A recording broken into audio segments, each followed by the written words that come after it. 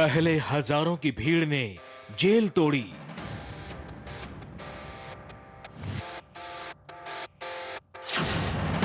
Jail तोड़कर भीड़ ने कैदी को निकाला।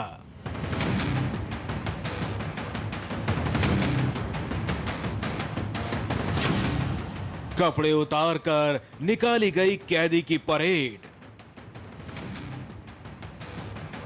सड़क पर पीटा, चौराहे पर लटकाया और फिर सरेआम रेप के आरोपी की हत्या। नागालैंड की इस घटना से पूरे देश में मच गया हड़कंप।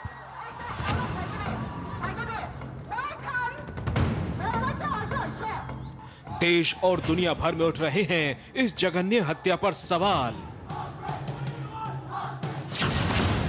आखिर कैसे एक भीड़ ने तोड़ दी जेल? सड़कों पर खुलेआम पिटाई, फिर पुलिस क्यों नहीं रोक पाई? पिटाई और खून खराबे की तस्वीरें बनती रही। फिर क्या नागालैंड की पुलिस और सरकार सोती रही? क्या कानून टूटने के इस तांडव को रोका जा सकता था? दिल दहला देने वाले इस अपराध का जिम्मेदार कौन है?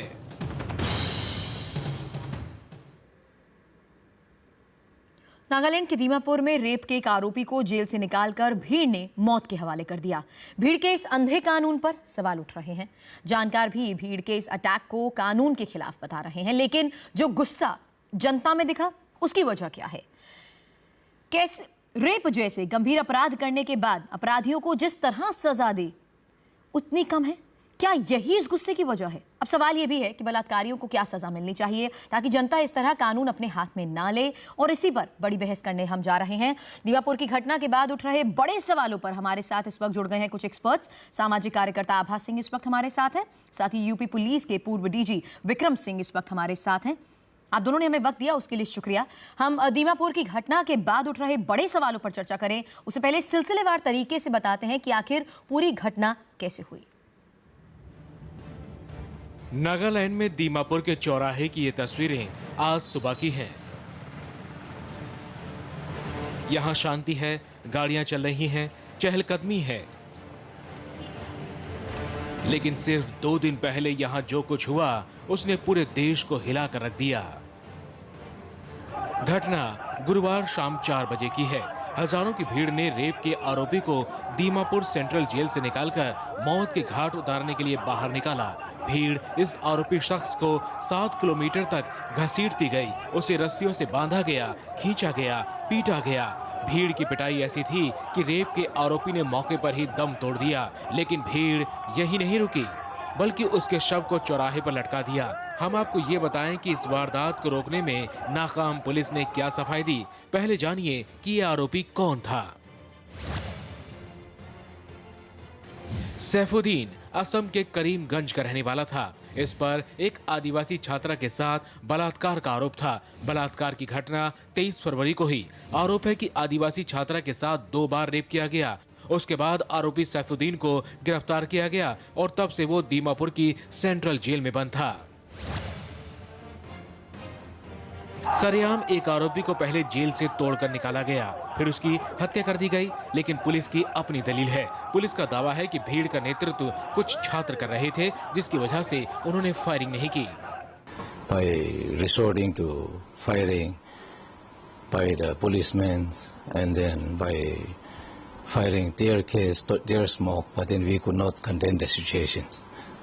The crowd was mostly in the school uniforms, so we could not directly fire upon them. एक अंग्रेजी अखबार को पुलिस ने बताया, भीड़ के सामने जब सैकड़ों लड़कियां स्कूल कॉलेज के यूनिफॉर्म में मौजूद थीं, तो मैं उनके खिलाफ अधिक बल का प्रयोग कैसे कर सकता था? यह बहुत मुश्किल था। ऐसा करने पर कई लोगों की जान जा सकती थी। पुलिस सफाई दे रही है, लेकिन ऐसे कई सवाल हैं जो पुलिस की सफाई पर उठ रहे हैं। पुलिस भीड़ को जेल में घुसने से क्यों नहीं रोक पाई? कैदी को घंटों रोड पर घुमाया गया। पुलिस ने समय पर रणनीति क्यों नहीं बनाई? पुलिस का दावा है कि वो छात्रों पर फायरिंग नहीं कर सकती थी, तो फिर भीड़ को तितर बितर करने के दूसरे उपाय क्यों नहीं किए गए? रेप की खबर के बाद से ही दीमापुर की जनता में गुस्सा था, तो सुरक्षा के इंतजाम क्यों नहीं किए गए? इस मामले में पुलिस के इंतजाम पर सवाल उठ रहे हैं, लेकिन आरोपों के घेरे में वो लोग भी हैं जिन्होंने सरेआम एक कैदी को जान से मारकर कानून तोड़ा। सवाल यह है कि कैदी को इस तरह मारने की जरूरत क्यों थी? रेप का आरोप 23 फरवरी को लगा और अगले ही दिन 24 फरवरी को वो गिरफ्तार हो गया। फिर लोगों ने कानून पर भरोसा क्यों नहीं किया? ऐसे अनगिनत सवाल हैं जो इस घटना के बाद उठ रहे हैं। और इस वक्त सामाजिक कार्यकर्ता आभा सिंह और यूपी पुलिस की पूर्व डीजीपी विक्रम सिंह हमारे साथ हैं। सिंह साहब, सबसे पहले आपसे ये आपने पूरी घटना देखी, जिस तरीके से अंजाम दिया गया, आपको कहीं ना कहीं ये लगता है कि प्रशासन की भी एक बड़ी लापरवाही इस पूरे मामले में?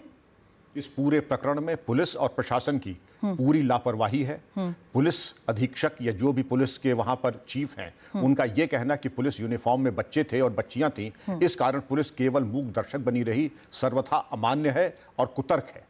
इनको चाहिए था कि महिला पुलिस के माध्यम से इनको सबसे पहले अलग करते और जो आपके नॉन लीथल ऑल्टरनेटिव्स हैं जैसे वाटर कैनन, टीयर गैस और लाठी, इसका प्रयोग करते और उनको अलग करने के बाद भीड़ को तितर बितर करते।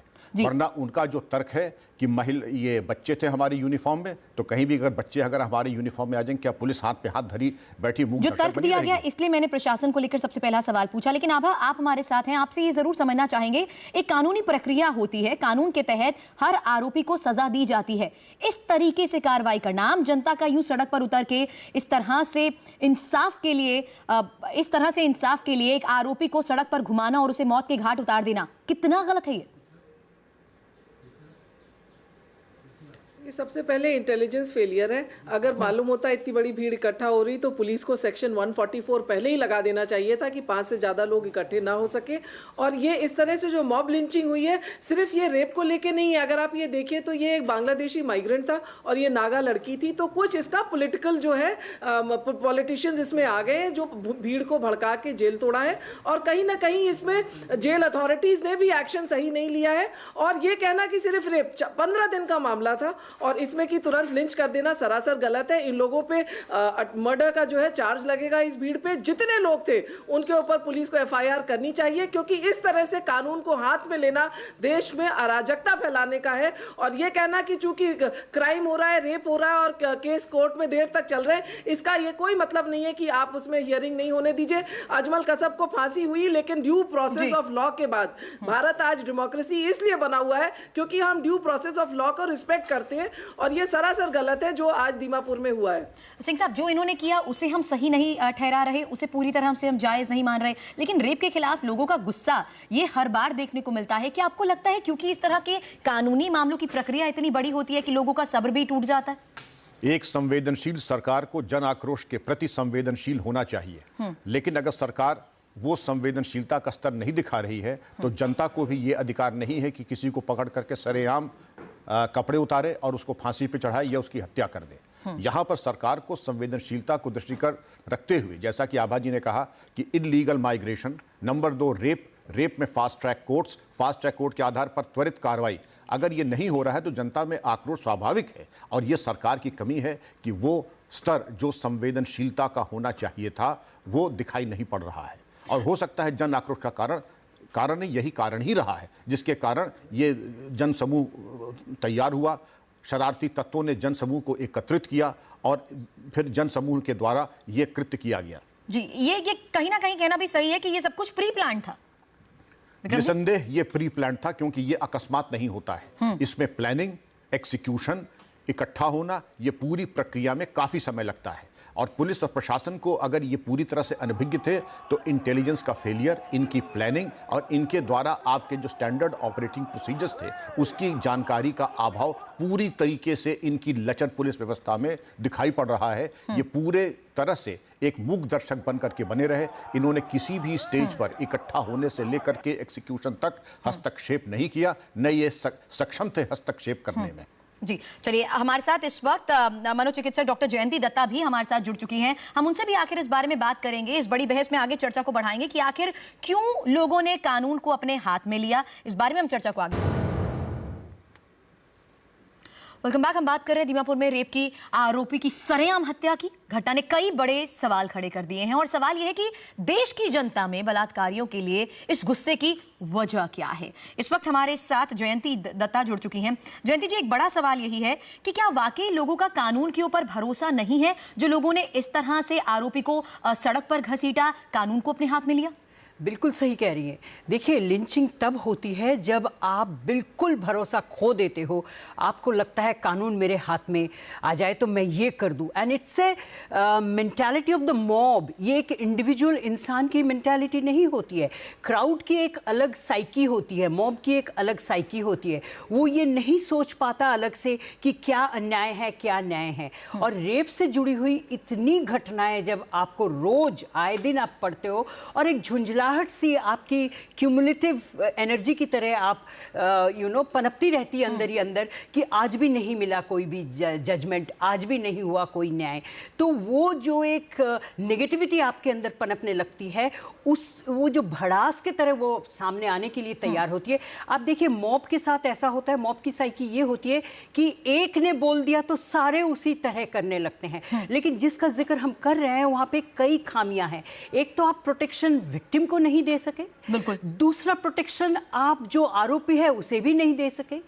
तीसरी, जहां पे आप टोटल फेलियर है कि जेल में जो यूनिफॉर्मधारी जो हमारे सुरक्षा कर्मी हैं, जेल अथॉरिटीज़ हैं, जो पुलिस कर्मी हैं, वो भी कहीं ना कहीं चूक रहे हैं। इसकी वजह अगर आप जल्द से जल्द नहीं निकाल पाते और इस पे काबू नहीं पाते तो ये चीज़ बढ़ती चली जाएगी एपिडेमिक की तरह। निर्भया कांड के वक्त मैंने यही जिक्र किया था 17 को भी आप ही के चैनल में कि अब जब सारे आवाम जुड़ जाते हैं किसी हादसे के साथ और वो रास्ते पे उतर आते हैं, इतनी दुखद स्थिति थी। अगर आप उस वक्त भी चूक रहे हो, डिटरेंट कोई सामने नहीं ला रहे हो, तो it will take a form of epidemic. वही चीज रोकना चाहूंगी बीच में आपको। जब जब इस तरह के मामले सामने आते हैं, फास्ट ट्रैक कोर्ट की बात की जाती है, कानूनी प्रक्रिया का पालन जरूर किया जाता है, लेकिन वो प्रक्रिया इतनी लंबी होती है, और कुछ देर पहले हम यही चर्चा कर रहे थे आपके जुड़ने से पहले कि प्रक्रिया इतनी लंबी होती है कि लोगों का सब्र टूट जाता है। इसीलिए शायद वो अपने तरीके से इंसाफ की कोशिश करने लगते हैं। इस बारे में भी आपसे हम जरूर चर्चा करेंगे। तो सामाजिक कार्यकर्ता आभा सिंह भी इस वक्त हमारे साथ हैं। हम लगातार चर्चा कर रहे हैं कि आखिर रेपिस्ट के खिलाफ भीड़ का अंधा कानून, भीड़ ने क्यों कानून अपने हाथ में लिया। आभा, एक सवाल आपसे ये जरूर समझना चाहेंगे, क्या वाकई इस तरह के मामलों को लेकर कानून के तहत कुछ डेडलाइंस बन जानी चाहिए? अब बिल्कुल बहुत ज़रूरी है, क्योंकि आप देखिए निर्भया केस में डेथ पेनल्टी हो गई ट्रायल कोर्ट से, लेकिन आज भी उनकी अपील सुप्रीम कोर्ट में पेंडिंग है। वहाँ भी लोगों को वाजिब गुस्सा आता है कि एक आपने जब डेथ पेनल्टी दी तो उसको एग्जीक्यूट क्यों नहीं करी, और अब नहीं करेंगे तो जैसे राजीव गांधी केस था उसमें जो डेथ पेनल्टी देनी थी वो 10-20 साल तक अपील नहीं हुआ, बाद में सुप्रीम कोर्ट ने छोड़ दिया ये कह के कि जो है चूंकि वो पहले से इतने साल जेल में थे। इसलिए बहुत ज़रूरी है, नहीं तो पब्लिक कहीं ना कहीं गुस्सा होकर कानून अपने हाथ में लेगी अगर आप टाइम नहीं फिक्स करेंगे। आज लीगल प्रोसीजर इस कंट्री में इतना महंगा हो गया है क्योंकि तारीख पे तारीख पड़ती है, तारीख पे तारीख, और पब्लिक जो है पैसा खर्च करती है, न्याय नहीं मिलता। तो इसलिए कोर्ट्स को फास्ट ट्रैक कोर्ट आपने 3 महीने के लिए बनाए, लेकिन पुलिस चार्जशीट फाइल करती है टाइम से, नहीं करती है। कोर्ट में फास्ट ट्रैक में आ गया, अपील आपकी कई साल चलती है। सिंह साहब, मेरा एक सवाल ये है कि आखिर पुलिस पर भी कार्रवाई को लेकर भी हम ये देखते हैं कि जनता का रवैया ये सामने आता है कि उन्हें भरोसा नहीं होता। क्यों एक ये कम्युनिकेशन गैप है? क्यों हमारे कानून पर भी लोगों को भरोसा नहीं होता कि उन्हें इंसाफ मिलेगा, वो भी जल्द से जल्द? अविश्वास का बहुत बड़ा और लंबा इतिहास है, और श्रृंखलाबद्ध तरीके से अगर आप देखें कि पुलिस पे अविश्वास क्यों दिखाई ये पड़ता है कि सही को गलत और गलत को सही करना, चार्जशीट समय से न सबमिट करना, अभियुक्तों को गैर कानूनी तरीके से लाभ पहुंचाना, ये इन सब चीज़ों से पुलिस को उभर करके और ऐसे संवेदनशील प्रकरणों में पुलिस को 90 दिन से पहले, बल्कि मैं तो ये कहूंगा ऐसे प्रकरणों में प्राथमिकता के आधार पर 30 दिन के अंदर चार्जशीट सबमिट हो जानी चाहिए। जयंती जी, एक छोटा सा रिएक्शन आपसे भी चाहेंगे। रवैये की जहां तक हम बात कर रहे हैं, आपको लगता है पीड़िता को लेकर भी लोगों का रवैया ऐसे में बदलने की बहुत जरूरत है? बहुत जरूरत है। और देखिए, कोर्ट के ऊपर से भरोसा हटता जा रहा है आम आदमी का। निठारी कांड में देख लीजिए कितने तादाद में बच्चों को वो मारता रहा, लेकिन जब आप कहते हो कि नहीं कैपिटल पनिशमेंट नहीं, उसको लाइफ इम्प्रिजनमेंट कर दो, तो जो गुस्साया हुआ मॉब है, जो भुगतता है इन चीज़ों को, वो कहीं पे उसे सुकून नहीं महसूस होता। और रेप के संदर्भ में मैं तो यही कहूँगी, आज तक इतने 2 साल से इतने तादाद में लोग जुड़ गए इसके साथ और मांगते रहे डिटरेंट डिटरेंट डिटरेंट। अभी भी आप आनाकानी करते हो और फास्ट ट्रैक कोर्ट तो आ गई, लॉ है, लीगल सिस्टम्स है, लेकिन पनिशमेंट कहाँ है? बिल्कुल बिल्कुल।